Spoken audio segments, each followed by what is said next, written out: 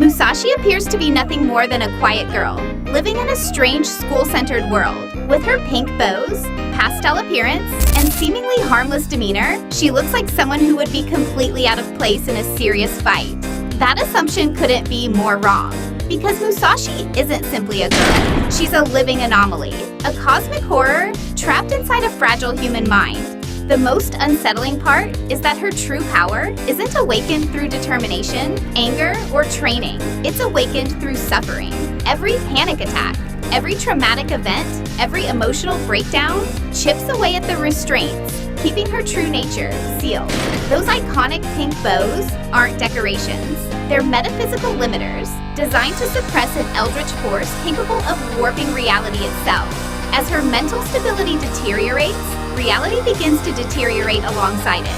Musashi exists within a cursed environment plagued by memory decay and temporal abnormalities. Her world follows bizarre rules, where memories disappear, timelines repeat, and death isn't always permanent. She's trapped within what can only be described as a broken loop of existence, a repeating timeline that continuously attempts to restore her whenever she is completely destroyed. This means that defeating Musashi isn't as simple as overpowering her physically. Even death itself struggles to keep her down. Yet even without relying on her eldritch abilities, Musashi is far more capable than her appearance suggests. One of her most notable feats is her ability to dodge bullets fired at point-blank range. The bullets she reacted to were stated to travel at approximately 4,300 kilometers per hour. Converting that speed into meters per second gives us roughly 1,194.44 meters per second. Since the speed of sound is approximately 343 meters per second, we can divide the bullet's velocity by the speed of sound. 1,194.44 over 343 is approximately 3.48. This results in Mach 3.48. To put that into perspective, Musashi's reactions allow her to perceive and evade projectiles moving nearly 3.5 times faster than sound. Rather than blindly avoiding danger, she demonstrates the ability to visually track incoming gunfire and move her body accordingly. That's an impressive feat for someone who hasn't even begun tapping into her higher forms. Her durability is equally surprising. Musashi has survived explosions powerful enough to demolish an entire classroom while emerging completely unharmed. She has also endured falls from skyscraper heights, impacting the ground at terminal velocity without suffering any meaningful injuries. Such impacts would instantly kill ordinary humans, yet Musashi walks away from them as though they never happened. Even fatal injuries fail to stop her. She has survived direct gunshots to the head, severe cranial damage, and other forms of trauma that would instantly destroy the brain. Rather than dying, she simply regenerates and continues fighting. The destruction of vital organs that would permanently incapacitate most fighters amounts to little more than a temporary inconvenience for her. And that's before her powers truly begin to emerge. As Musashi's mind fractures, the boundary between illusion and reality starts disappearing. Horrific visions that would normally exist only within her mind begin manifesting physically into the environment. Massive eldritch versions of herself crawl across ceilings, emerge from walls, and tower over entire areas. These aren't projections or tricks of the eye. They possess actual mass, occupy physical space, and can directly attack opponents. What begins as a hallucination rapidly transforms into a very real threat. Her control over memory is arguably even more dangerous.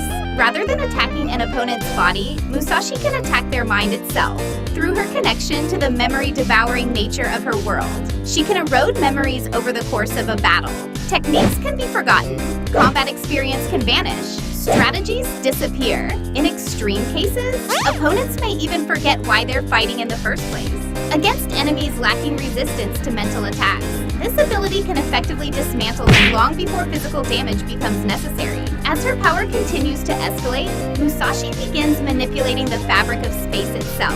Spatial tears, dimensional distortions, wormholes, and black hole-like phenomena become extensions of her will. Unlike conventional attacks that rely on raw force, spatial manipulation bypasses traditional defenses entirely. No matter how durable a target may be, warping the space they occupy creates an entirely different category of threat.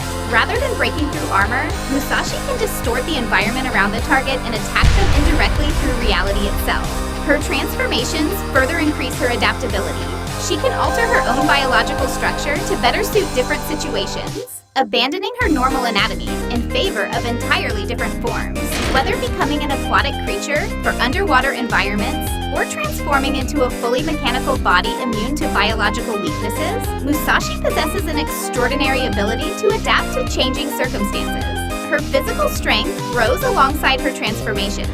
By increasing her size to absurd proportions, Musashi can become large enough to dwarf mountains. At this scale, landscapes become insignificant obstacles.